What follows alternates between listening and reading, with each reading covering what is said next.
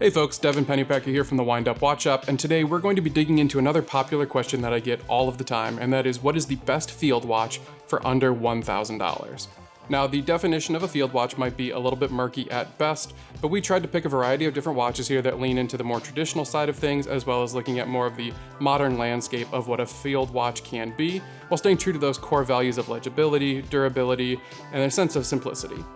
Deep-rooted in military tradition, the field watch tends to fit a certain bill, though I'm sure a few on this list will surprise you.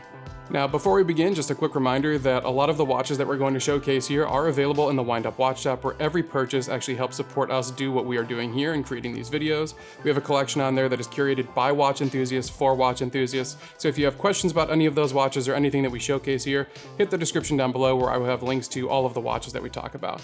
But with that out of the way, let's just go ahead and get into it. Kicking off the list with a watch on the more affordable side of things, we have the Timex Expedition Scout. Found at retail for around $65 and oftentimes even cheaper than that, around $35 to $40 on the gray market, the Expedition Scout measures in with a case diameter of 40 millimeters paired with an average 11 millimeter thickness. It touts a mineral crystal and 50 meters of water resistance, which are both nice points to see at such an entry-level price point. No, it won't blow you away in terms of accuracy or finishing, but as is the case with a lot of Timex models out there, it's an excellent way to get into the hobby or test out a different segment of watch collecting that you may be interested in but don't necessarily want to make the full plunge into. Shifting away from the conventional, next up is the G-Shock DW5600.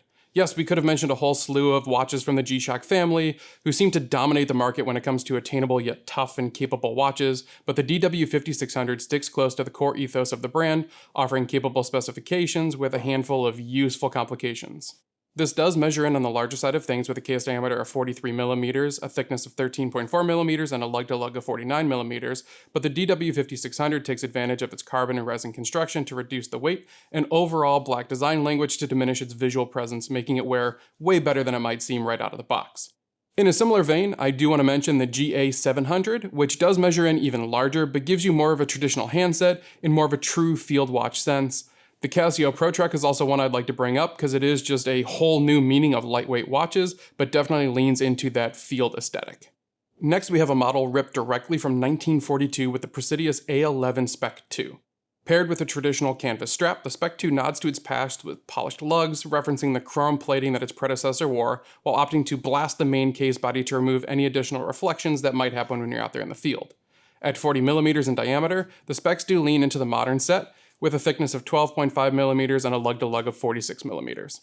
Simple legibility is the primary focus, with a matte black dial backdropping bold white indices and a bold handset. Adding peace of mind is the Ameriquartz 6130 movement inside, protected by a screw-down caseback and mineral crystal, achieving an adequate 50 meters of water resistance. A thing to note with these models is that Presidius does proudly state that these models are assembled in America, so if that's something of interest to you, make sure you check this model out. Also inspired by vintage US military-issued watches, the Bertucci A11T American Officers Edition elevates the traditional field watch by utilizing a highly polished titanium unibody case.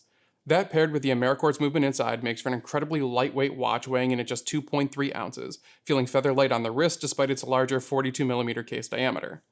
Similar to the last model that we mentioned and a byproduct of the movement, the A11T has a thickness of 12.5 millimeters and a lug-to-lug of 50.5 millimeters, meaning again that it is on the larger side. It does boast 200 meters of water resistance, which is impressive for the price point, and is the first watch on this list with a sapphire crystal, meaning it can take just a little bit more abuse when out there in the field. A thing to mention here though is that this is a unibody construction, which does mean that it is restricted just to single or double pass-through straps. We just saw the first sapphire crystal, so now let's take a look at the first automatic watch to make this list with the Seiko 5 Sports SRPG 31. Yes, at roughly the same price you can have this model on a bracelet, but to be honest, the bracelet leaves a lot to be desired, while the strap is actually a pretty decent one.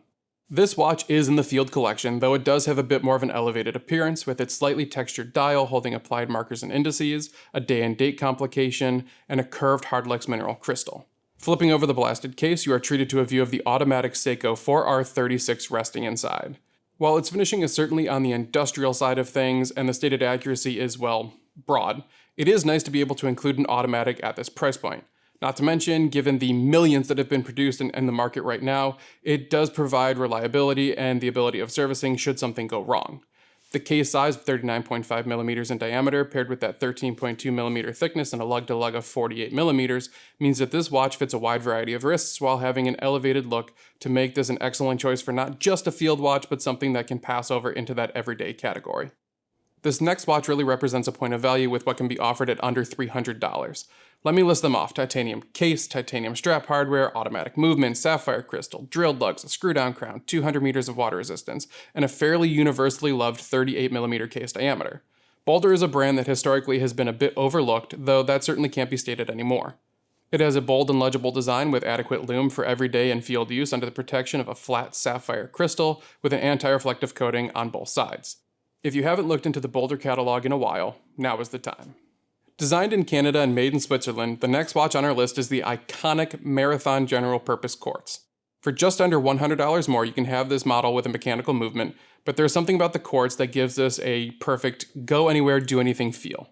Certainly on the smaller side of things, this composite case measures in at 34 millimeters in diameter, with a thickness of 12 millimeters and a lug-to-lug of 40.8, but somehow manages to have a larger presence than one might expect. I am on the record as having a large size wrist, but throwing this watch on from time to time, it does look great on me and fits pretty well.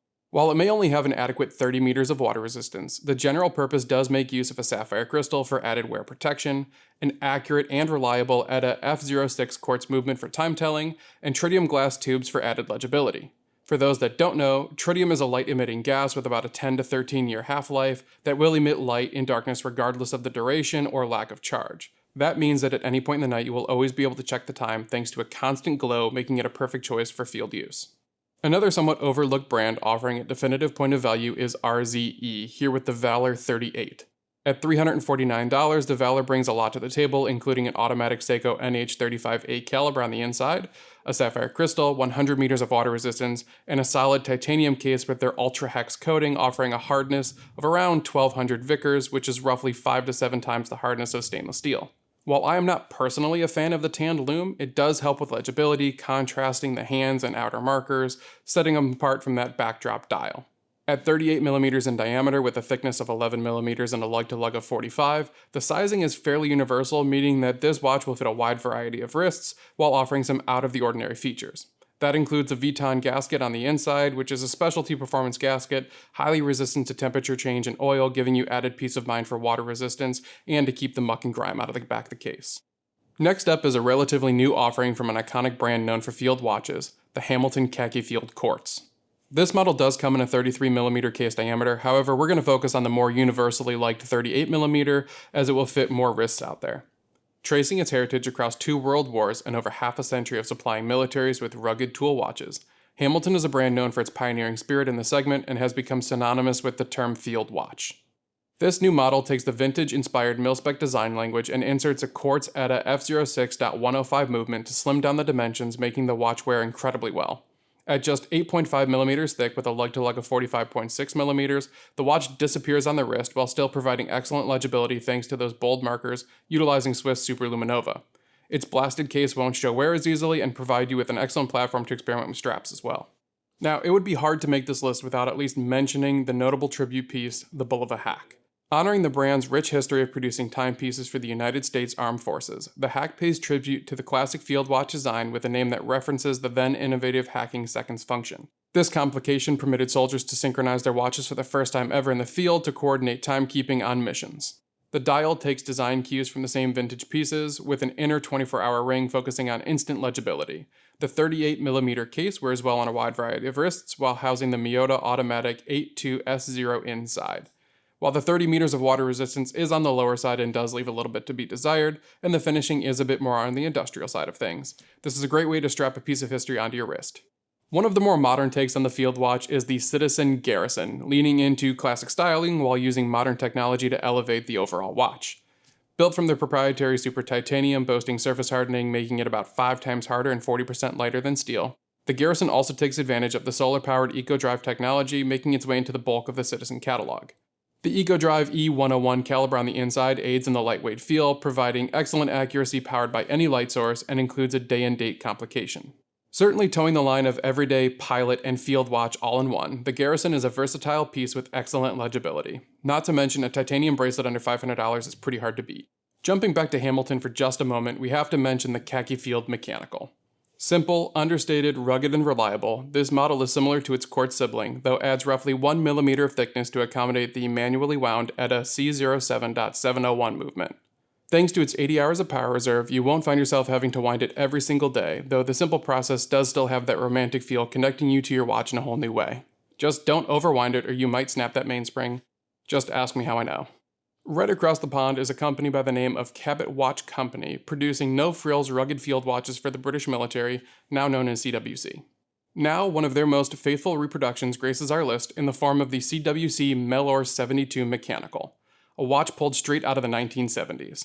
This modern piece does include some modern conveniences and build quality for added peace of mind, including a 2-piece case system for ease of servicing, a Sellita SW210 manually wound movement, and a solid 50 meters of water resistance. The 38mm turnout case wears incredibly well on a wide variety of wrists and lends a bit of vintage charm underneath the Hazelite acrylic crystal. If you are looking for historic accuracy, vintage charm, and modern quality for a more attainable price point, then the CWC has to be on your list. Borrowing inspiration from high horology and the inception of the field watch idea, the Traska Summitier is the next watch on our list. The Summitier proudly claims to lean into vintage aesthetics while utilizing contemporary engineering to make a fully modern package. Constructed of their now well-known hardened stainless steel, Traska offers some of the best finishing for the price point, especially when looking at their bracelets with drilled lugs, solid end links, and a wide range of articulation. The automatic Miyota 9039 inside offers again a point of value for its $650 price point, along with a sapphire crystal and the use of Superluminova BGW9.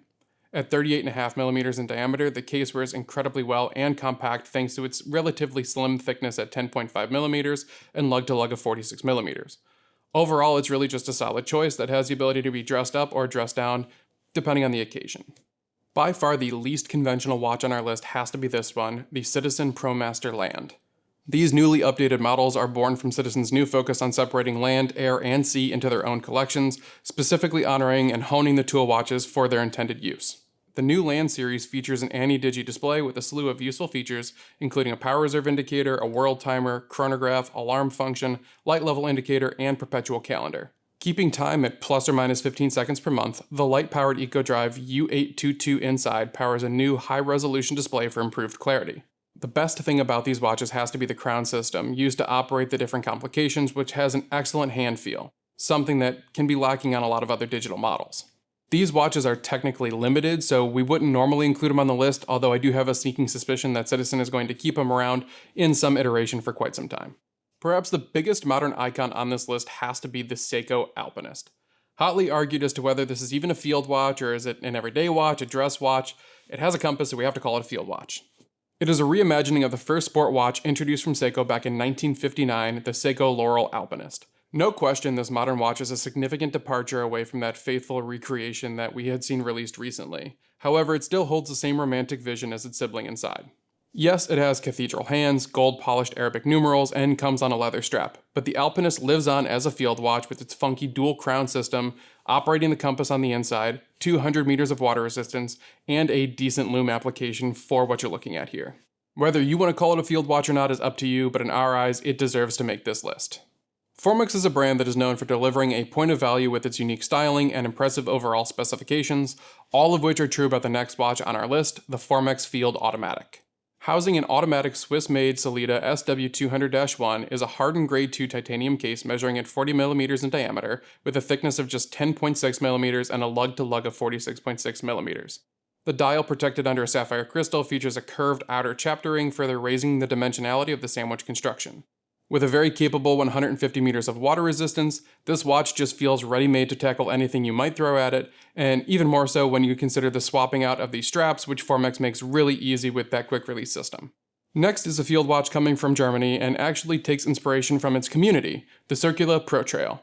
Robust and reliable, the Pro Trail features specifications and features not seen on any other offering on this list. The hardened case is scratch resistant to 1200 Vickers and the movement protected with anti-magnetism up to 80,000 ampere per meter, two things that just increase the peace of mind with this Circula piece. The dial is clean and legible with an inner 24-hour display, the hands and markers treated with Superluminova, except on the sand piece where the entire outer ring is actually lumed. The case has a cool bit of mixed finishing and dimensionality to really increase the visual appeal, and comes with 150 meters of water resistance, all protecting the automatic SW200-1 inside with a stated accuracy of -5 to +7 seconds per day. You can have this one on a hardened bracelet as well, which I highly suggest, though it does push that price point north of the $1,000 budget for this specific video.